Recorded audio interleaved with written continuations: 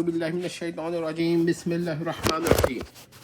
اکثر علماء سے جہلمی صاحب یہ مطالبہ فرماتے ہیں کہ بھائی چشتی رسول اللہ اور تھانوی رسول اللہ کہنے والے کے بارے میں حکم کیا ہے، تو میں حکم بیان کرتا ہوں۔ اور یہاں پر ایک بات آپ لوگوں کو اور بتاؤں گا، جو بعض لوگ میرے تلفظات پر اعتراض کر رہے ہیں اور میرے الفاظ کی انتخاب پر اعتراض کر رہے ہیں، تو میں وہ بھی بتاؤں گا۔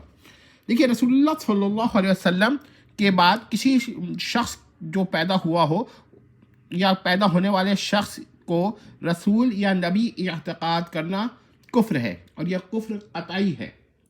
ایسا کفر ہے جس کے اوپر شک کرنا بھی کفر ہے۔ لہٰذا اگر کوئی خواجہ، چشتی یا مولانا تھانوی یا کسی اور کو رسول اعتقاد کرے یا نبی اعتقاد کرے تو وہ کافر ہے، خواہ اس کا کلمہ پڑھے یا نہ پڑھے۔ حتیٰ کہ کسی فرشتے کو بھی نبی اعتقاد کرے تو وہ کفر ہو جائے گا، جیسا کہ جہلمی صاحب نے بعض ملائکہ کے لیے نبی اعتقاد کیا ہے۔ اگر وہ ان کو غیر نبی اور غیر رسول اعتقاد کرتا ہے، یعنی رسول اللہ کے بعد پیدا ہونے والے کسی بھی شخص کو غیر نبی اور غیر رسول اعتقاد کرتا ہے، لیکن ان میں سے کسی ایک کا یا ان کا کلمہ زبان سے بولا، تو ذیل کی شرائط پر کفر ہے۔ یہ تمام شرائط ضروریہ یعنی نیسیسری کنڈیشنز ہیں، یعنی ہر ایک ان میں سے نیسیسری کنڈیشن ہے، کوئی ان میں سے سفیشینٹ کنڈیشن نہیں ہے۔ اور جب سفیشینٹ کنڈیشن ان میں سے اگر ہوئی تو میں وہ بھی بیان کروں گا۔ شرط اول یہ ہے کہ حالت بیداری یعنی اسٹیٹ آف اویکننگ میں کہا ہو، یہ شرط اول ہے۔ اب شرط ثانی کیا ہے؟ بولتے وقت صحیح دماغ اور صحیح ذہن ہو، یعنی اس کا ذہن بھی صحیح ہو اور اس کا دماغ بھی صحیح ہو، دورہ یا جنون کی حالت نہ ہو۔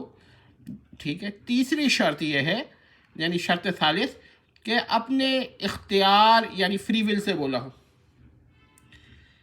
اضطرارً اگر کوئی جملہ نکل جائے تو وہ تسلیم، اس پر مسئلہ نہیں ہے۔ خطاً نہ کہا ہو، یعنی کہ کوئی جملہ اور کہہ رہا ہو اور کسی طرح زبان سے غلطی سے کوئی خطا ہو گئی ہو۔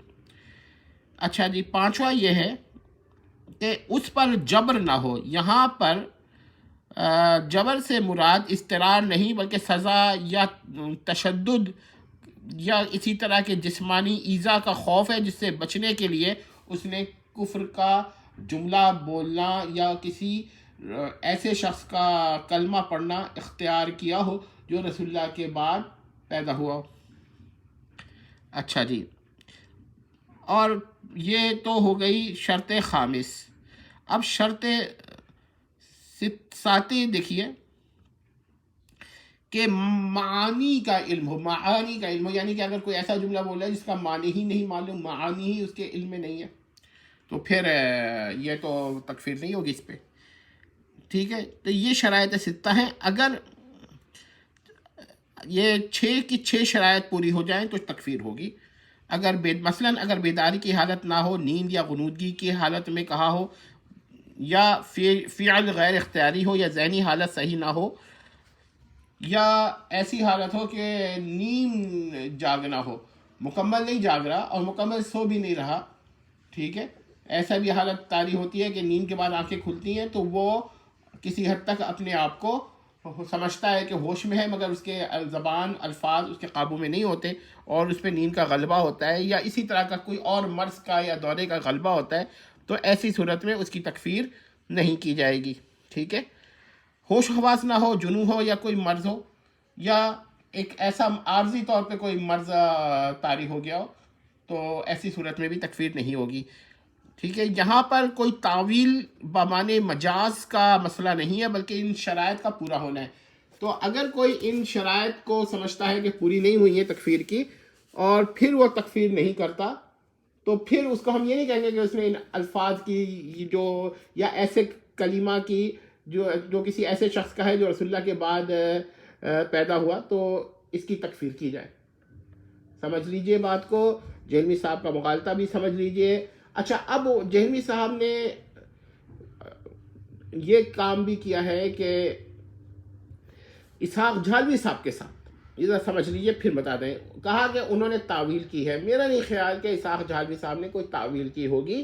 ہاں، ان شرائط کے پورا نہ ہونے کے بعد تعویل ہو سکتی ہے کوئی، یعنی مثلا وہ ہوش میں نہ ہو، اس پہ کوئی مرض ہو، جنون ہو، ذہنی مرض ہو. ایسے جیلمی صاحب جن کا اثر تو نہیں مانتے، لیکن اگر کوئی مانتا ہو تو جن کا اگر اثر ہے تو پھر بھی ہم یہ، یا کوئی سحر ہے تو اس صورت میں بھی حکم جو ہے وہ مختلف ہو سکتا ہے، کیونکہ جیلمی صاحب نہ جن کے اثر کے قائل ہیں نہ سحر کے قائل ہیں، تو وہ یہ دو صورتیں غائب کر دیں گے. تو لہذا ہم نے وہ سور صاد واو را کا بھی کیا کہتے ہیں ذکر نہیں کیا. صاد محملہ، واو معروف اور را محملہ. ٹھیک ہے، یہ عرض کر دی. اب یہاں پر میں آپ کو ایک اور عرض کر دوں کہ ایک صاحب نے اس ایسے ایسنس پر اعتراض فرمایا ہے کہ آپ کے الفاظ کی انتخاب سے یہ اندازہ ہوتا ہے کہ آپ جو ہیں وہ کسی مدرسے کے نظریے سے تعلق رکھتے ہیں. تو جی نہیں، یہ زبان جو ہے یہ ایک، ہم کوشش کرتے ہیں کہ کچھ معیاری زبان بولیں. ٹھیک ہے، ہم معیاری زبان بہت زیادہ نہیں بولتے، لیکن پھر بھی کوشش کرتے ہیں کہ کچھ معیاری زبان بولیں. اب اس میں ہمیں بہت زیادہ سختی نہیں کرتا، لیکن بعض الفاظ کا انتخاب میں کر لیتا ہوں. ٹھیک ہے، یہ ضروری نہیں ہے کہ اردو میں ہی ہو، انگریزی میں بھی اس طرح کا ہو سکتا ہے، تو کوئی بات نہیں. اور یہ نہیں ہے کہ اس میں ہمارا کوئی قصور ہو کہ تھوڑا سا معیاری زبان بولنے کی کوشش کرتے ہیں، لیکن میرا یہ قطعاً دعویٰ نہیں ہے کہ میری بہت ہی معیاری زبان ہے. ٹھیک ہے، والسلام تمت. اب یہ بھی یاد بتا دوں کہ ہم نے جیلمی صاحب کے تمام مسائل کو بیان کر دیا ہے. اب بھی کسی کو اگر شک ہے تو جہلمی صاحب کا یاد رکھیے گا کہ انہوں نے ایک چیز اور بیان کی ہے کہ یہ لوگ رسول اللہ کے بعد پیدا ہونے والے لوگوں کا کلمے کا دفاع کرتے ہیں. جی کلمے کا کوئی دفاع نہیں کرتا ہے. پھر میں بتا دیتا ہوں کہ کس چیز کا دفاع کرتے ہیں. کسی بھی اس عقیدے کا یا الفاظ کا دفاع نہیں کرتے. جس کا عقیدہ ہو اور وہ اور وہ یہ الفاظ کہے تو وہ تو کافر ہوگا، اور جس کا عقیدہ ہو مگر یہ الفاظ نہ کہے تب بھی وہ کافر ہوگا. اور اگر کسی کا عقیدہ نہ ہو مگر وہ یہ الفاظ کہے تو ان شرائط پر وہ کافر ہوگا. اس میں کچھ شرائط جو ہے شرط اول ہے وہ کیا کہتے ہیں وجودی ہے، اور کچھ اس میں عدمی شرائط بھی ہیں، یعنی بعض چیزوں کا نہ ہونا شرط ہے. تو یہ میں نے ساری باتیں بیان کر دی ہیں.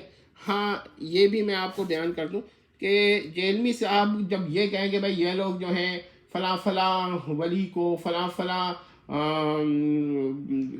صحابی کو، فلاں فلاں کیا کہتے ہیں فقیہ کو نبی مانتے ہیں، تو بالکل غلط ہے. کوئی اس کلمے کا دفاع نہیں کرتا.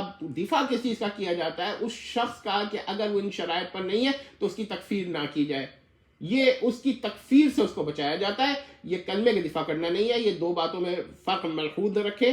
اور جان کے فرق کا جو انکار کرتا ہے وہ بہت بڑا دھوکہ یا دجل کرتا ہے، مغالطہ دیتا ہے. امید کرتے ہیں کہ آپ لوگ یہ مسئلہ سمجھ گئے ہوں گے. والسلام تمت.